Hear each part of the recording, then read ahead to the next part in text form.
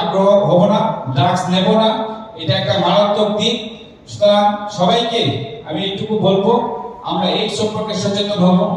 AIDS যাতে আমাদের সমাজে ছড়াতে না পারে তার জন্য আমরা আমাদের পরিবারের সঙ্গে আলোচনা করব, আমরা আমার প্রতিবেশীর সঙ্গে আলোচনা করব, বন্ধু বান্ধবের সঙ্গে আলোচনা করব, পাড়ার সকলের কাছে আমরা এই বার্তাটুকু পৌঁছে দেব।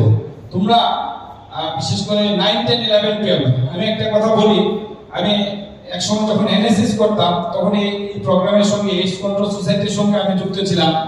সেখানে আমি দেখেছি, সেখানে একজন ডাক্তার মহাশয় বলেছিলেন যে আমরা বিভিন্নভাবে আমরা এইডস ছড়াতে পারি। কেউ যারা সেলুনে শেভ করে যদি অপরিশোধিত বা ফ্রেশ ব্লেড না থাকে তার মাধ্যমে এইডস ছড়াতে পারে। যাই হোক, এটা কোনো বিষয় নয়। তো মুখ্য উদ্দেশ্য যেটা আমি বলবো সেটা হলো আমরা এই যে এইডস সেই সম্পর্কে সকলে ধারণা নেব।